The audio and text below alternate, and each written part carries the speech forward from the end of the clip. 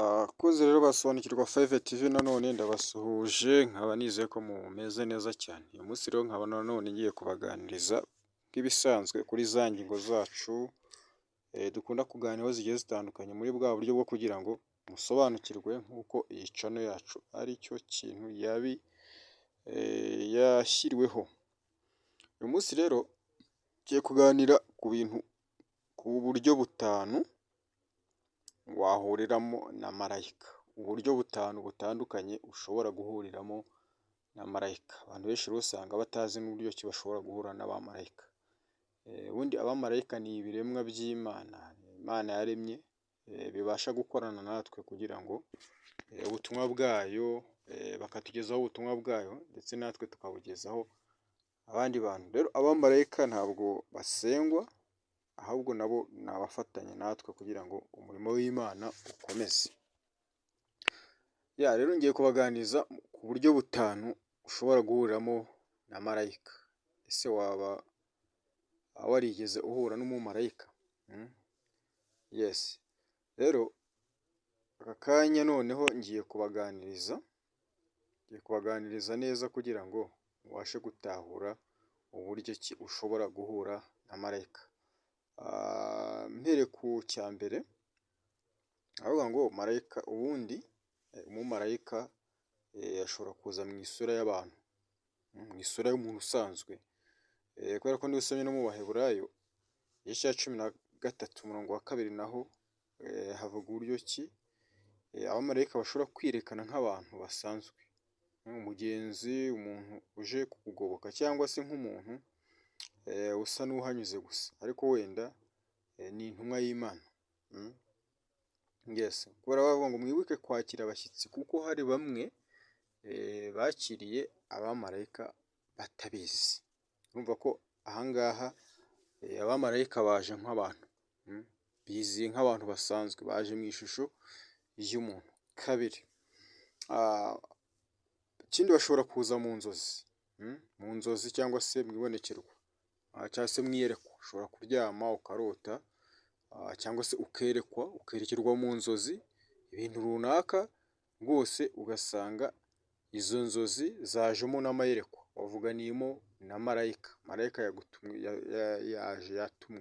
yagutumweho, Imana yamugutumyeho akaza akakubwira mu nzozi rwose cyangwa se ukagira n'amabonekerwa. Ikindi nk'iyo usomye muri Matayo igice cya 1 ku murongo wa 20 haravuga ngo Yozefu umugabo wa Mariya yabonekewe n'umumarayika mu nzozi. Ibyo murabizi, igihe Yozefu yari yagiye kwanga kurongora Mariya, ariko marayika w'Imana amubonekera mu nzozi aramubwira ati witinya kurongora umugeni wawe. Ibyo ngibyo murabizi muri Matayo igice cya 1 ku murongo wa 20. Rero Imana ishobora gukoresha umumarayika ikamuha ubutumwa bunyuze mu nzozi, kandi ubwo nyine ntiziba ari inzozi gusa, ahubwo ni iyerekwa riba rinyuze mu nzozi kandi ari Imana nyine ikahatambukiriza ubutumwa kandi bukakugeraho neza buvuye ku Mana, marayika yaje mu buryo bw'inzozi. Ikindi cya gatatu rero ni ukuvuga ngo icya gatatu ashobora kuza nko mu rumuri.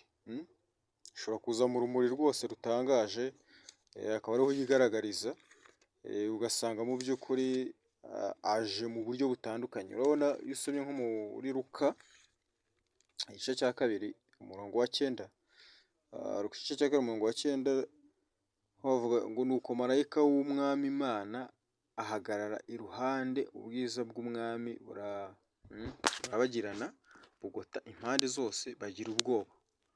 Ni ukuvuga ngo ni igihe marayika yari aje kubwira abungeri cyangwa se babashumba bari baragiye ababwira ko Yesu yavutse. Ni ukuvuga ngo icyo gihe rero ni uko ngo marayika w'Uwiteka Imana ahagarara iruhande, ubwiza bw'ubwami burabagirana bubagota impande. Ni ukuvuga ngo baje barabagirana bari mu ishusho y'urumuri rutangaje.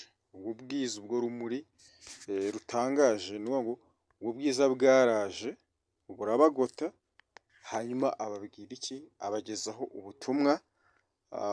ubutumwa yari abazaniye. Hanyuma icya kane ni ukuvuga ngo ashobora no kuza mu bikorwa bijyanye wenda se n'ubutabazi. ibikorwa bijyanye no gutabara ndetse no kurinda.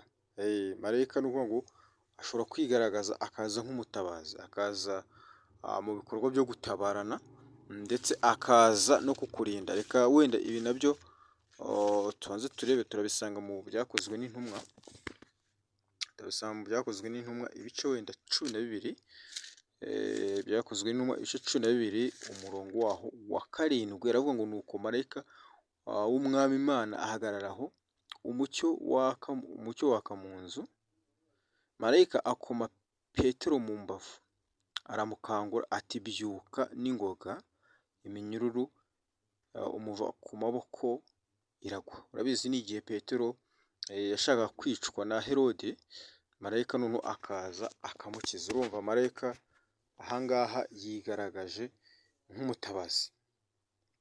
Hanyuma icya 5, ni ukuvuga ngo umuntu mu buryo bw'umwuka, noneho ashobora kuza ari umwuka, akigaragaza nk'umwuka, akavugira mu ijwi rye nk'umwuka, nta kintu ubonye, nta rumuri, ntacyo, we akaza mu buryo bw'umwuka.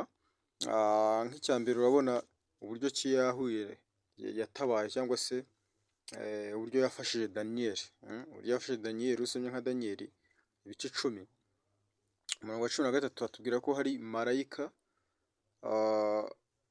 Mikayeli, umumarayika mukuru, ni ukuvuga ngo yarwanye n'imyuka yo mu kirere kugira ngo ubutumwa bugere kuri Daniyeli. Ibyo ngibyo ushobora kubisanga mu gitabo cya Daniyeli ibice 10 ku murongo wa 13. Rero usanga abantu benshi bavuga abamarayika, ariko ugasanga nanone ntibabasha gutahura neza uburyo ki abamarayika babigaragariza, uburyo ki abamarayika bababoneramo, bashobora guhura nawe, uburyo ashobora kumubonekera, uburyo ki ashobora kumenya ngo ni marayika mpuye nawe cyangwa se ntabwo ari we. Abantu benshi rero usanga bibacanga. Rero bavandimwe bafite kwizera nyine kwa Kristo, ntekereza ko ari bo bakoresha cyane abamarayika b'Imana, bagusuye, bakugendereye, Imana ibagutumyeho, ariko ugasanga ntuzi ngo bimeze bite. Rero wagombye gusobanukirwa neza uburyo ki abamarayika ugomba kuvugana nabo, ugomba guhura nabo, uburyo ki bagomba kugusanga, kandi bakagusanga mu buryo butandukanye. Rero niba ukunze izi nyigisho zacu kuri Sobanukirwa 5 TV, ni ukuvuga ngo uduhe like, ukore share, ukore na comment, hanyuma ayo komanteri yawe nawe ibyo waba uzi ujye ubishyira muri comment kugira ngo tubiganireho, cyangwa se ibyo ushaka kubaza tubiganireho hamwe, cyangwa se n'ikibazo cyose waba wifuza kubaza mujye mushyira muri comment kugira ngo twese dufashanye twige, kubera ko niyo ntego twihaye yo kugira ngo dufashanye mu buryo butandukanye, tumenya nyine ibintu byinshi bigiye bitandukanye, kubera ko Sobanukirwa 5 TV nta kindi ihabereye, ni ukugira ngo igende idufasha mu bintu byinshi. Murabizi ko tuvuga ku bintu bitandukanye, tuvuga ku bijyanye n'iyobokamana, tukavuga ku Bibiliya na Korani, tukavuga ku bijyanye no gusobanura amazina, tukavuga ku bijyanye n'ubuzima bwa buri munsi, ibintu ugomba kwirinda mu gihe ugiye gushaka, ibintu wakwirinda ku mukobwa, ibintu wakwirinda ku basore, ni ingingo nyinshi zigiye zitandukanye. Rero reka noneho mbegeranyirize ibyo nari maze kuvuga kugira ngo ubyumve neza mu icamake. Nashatse kubibaha ariko mbaha n'ingero kugira ngo mubashe gutahura neza. Icya mbere twamaze kubona ko marayika ubwe yigaragaza mu ishusho y'abantu basanzwe, akaza ari umuntu usanzwe, ariko kandi akaza atumwe n'Imana. Kabiri ni ukuvuga ngo ashobora kuza yigaragaza mu nzozi, akaza mu nzozi cyangwa se mu iyerekwa, aho naho arahakorera. Ikindi ni ukuza mu rumuri rutangaje, mu rumuri rwihariye, ibyo rwose nabyo arabikora. Icya kane ni ukuvuga ngo mu bikorwa byo gutabarana cyangwa se no kurinda, akaza kugutabara cyangwa se akakurinda. Ni ukuvuga ngo we ashobora kuza, ni ukuvuga ngo ni Imana yo ikora uko ishaka. Icya gatanu rero ni ukuvuga ngo agaragara mu buryo bw'umwuka, agaragara mu buryo bw'umwuka. Ibyo ngibyo rero nibyo bigize, nibwo buryo butanu ushobora guhuriramo n'umumarayika. Mu bantu rero batari bazi ngo ese marayika aboneka ate, twahura na marayika dute, none ntekereza yuko musobanukiwe neza. Rero bavandimwe reka mbasabe mukore subscribe, like, share ndetse munatange comment, mwandike icyo mushaka kubaza cyangwa se n'inyunganizi muri commentaire kugira ngo tuyiganeho, kandi tubasaba kugira ngo mujye mukora subscribe. Hari igihe abantu mureba ariko ugasanga mukurikira ariko ugasanga ntabwo muyikoze, nyamara kandi gukora subscribe ni ukuvuga ngo ibi biraza kuguha amahirwe yo kugira ngo ibiganiro byacu niba koko wabikunze bijye bihita byizana igihe na uploadinze ikiganiro gihite kikugeraho mu buryo bwihuse. Reka rero nsoreze aha ngaha ikiganiro cyanjye, tuzakomeza n'izindi ngingo zigiye zitandukanye n'ibyo muzajya mugenda mumbaza rwose byose murabizi ko mba niteguye kubibasubiza. Mugire ibihe byiza.